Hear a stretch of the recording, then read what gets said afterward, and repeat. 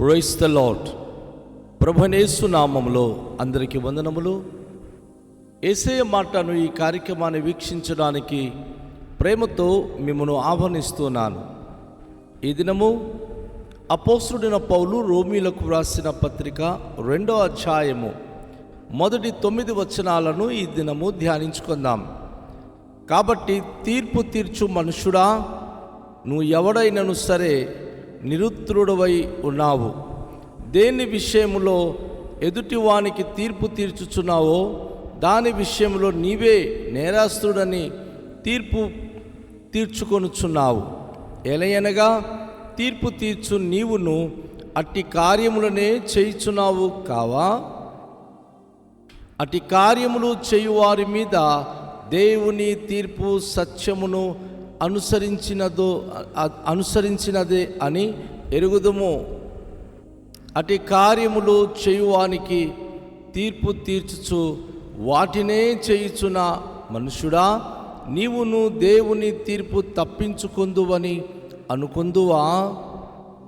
లేదా దేవుని అనుగ్రహము మారు మనసు పొందుటకు నిన్ను ప్రేరేపించుచున్నదని ఎరుగగా ఆయన అనుగ్రహ ఐశ్వర్యమును, సహనమును, దీర్ఘశాంతమును తృణీకరించుదువా? నీ కాఠిన్యమును, మార్పు పొందని నీ హృదయమును అనుసరించి ఉగ్రత దినమందు అనగా దేవుని న్యాయమైన తీర్పు దినము బయలుపరచబడు దినమందు నీకు నీవే ఉగ్రత సమకూర్చుకొనుచున్నావు. ఆయన ప్రతి వానికి వాని క్రియల చొప్పున ప్రతిఫలమిచ్చును.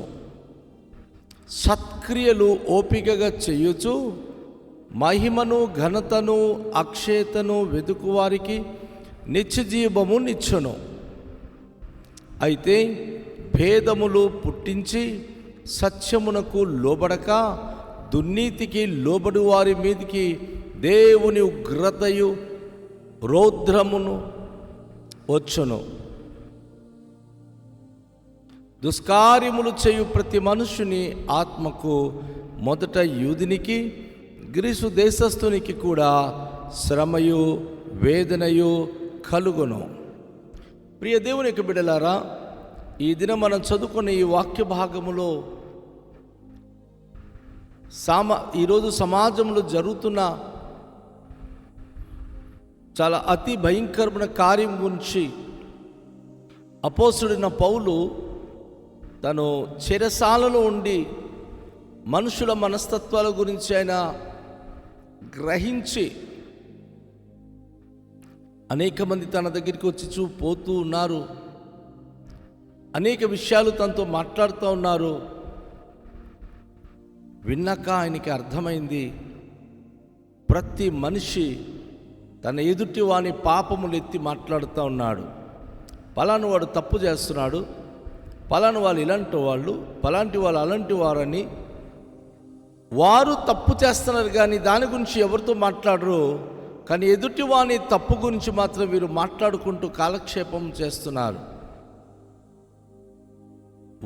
వారి మట్టుకు వారు మాట్లాడుతూ దేవుడు తీర్పు తీరుస్తాడు, ఇలాంటి వారికి దేవుడు ఎప్పుడు విడిచిపెట్టాడు అని కూడా వీరే దేవుని యొక్క తీర్పును చెప్పేస్తున్నారు.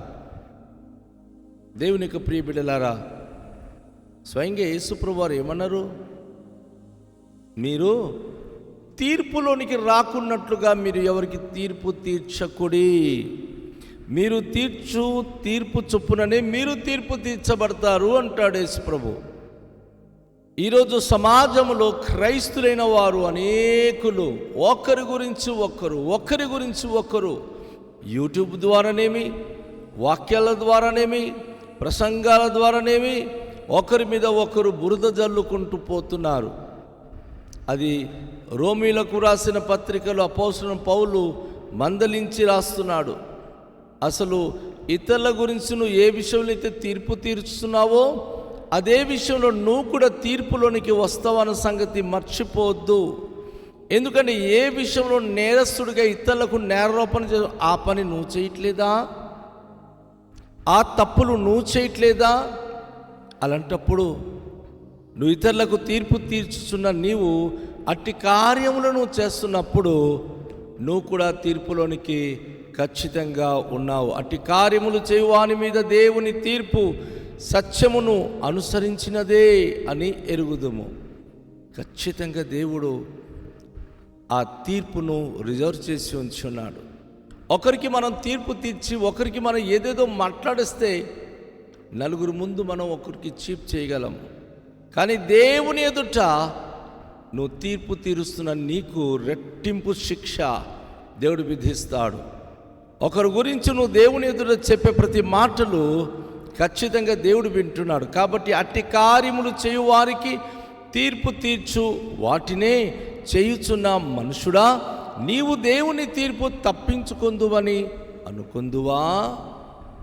ఈరోజు వేరే వేరే వాళ్ళ గురించి నువ్వు రకరకాల మాట్లాడుతున్న నీవు రేపు నువ్వు కూడా అదే విధమైన పనులు చేస్తూ ఉన్నప్పుడు నువ్వు ఏ విధంగా నువ్వు ముందుకు మరి జీవించగలవు?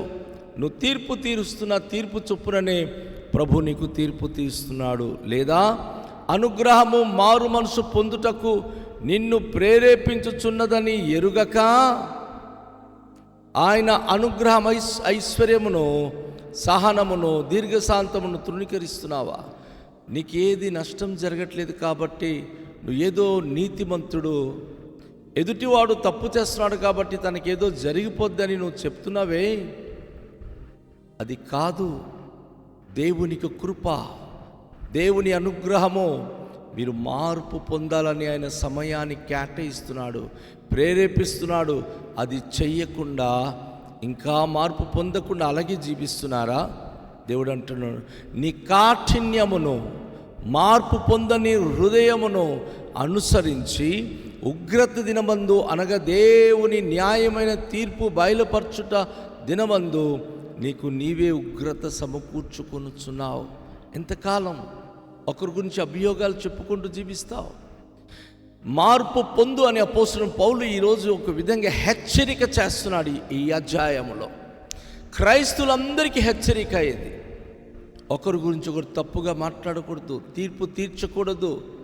ఎందుకంటే నువ్వు తీర్పు తీరుస్తున్నా ఆ తీర్పు చొప్పున నువ్వు తీర్పు తీర్చబడతావు. దేవుని న్యాయమైన తీర్పు బయలుపరిచే దినం ఒకటి ఉంది. ఆ దినాన దేవునికి ఉగ్రత సమకూర్చబడుచున్నది. కనుక నీ హృదయ కాఠిన్యాన్ని మానుకొని నువ్వు మనసు మార్పు పొంది నువ్వు మారిపోవాలని ప్రభు కోరుతున్నాడు. ఒకవేళ మార్పు పొందకుండా అలాగే ఉంటే ఆ దేవుని యొక్క ఉగ్రత నీ మీద వచ్చి పడుతుంది. నువ్వు దేవుని యొక్క భయంకరమైన తీర్పులోనికి వచ్చి నువ్వు పడుతున్నావని వాక్యం చెప్తుంది. కనుక ఆయన ప్రతి వానికి వాని క్రియల చొప్పున ప్రతిఫలం ఇచ్చును. ఇది క్రైస్తవ వాక్యంలో నీతి శాస్త్రంలో ఉన్న గొప్ప మాట. ఇది ప్రతి వానికి వాని క్రియలు, నువ్వు ఏ పని చేస్తున్నావో ఆ పనిని బట్టే దేవుడు నీకు ప్రతిఫలము అనుగ్రహిస్తాడు. ఖచ్చితంగా ఆ ప్రతిఫలము పొందడానికి నీ క్రియలు సరిగ్గా చేసుకో. నువ్వు ఏ విధమైన పనులు చేస్తున్నావు, ఎలాంటి మాట్లాడుతున్నావు, తోటి విశ్వాసులతో మాట్లాడే మాటలు కానీ, తోటి వ్యక్తులతో చేసే పనులు కానీ దేవుని దృష్టికి సరైనదిగా ఉందా? అందుకే వాక్యం చెప్తుంది, సత్క్రియను ఓపికగా చేయుచు మహిమను ఘనతను అక్షయతను వెదుకు వారికి నిత్య జీవము ఇచ్చును. నువ్వు సత్క్రియలు చేయి, మంచి క్రియలు ఓపికగా చేయి. ఎవరు దూషించినా నువ్వు దూషించొద్దు, ఎవరు ద్వేషించినా నువ్వు ద్వేషించొద్దు, ఇతరుల జోలికి పోవద్దు, ఇతరుల గురించి మాట్లాడొద్దు.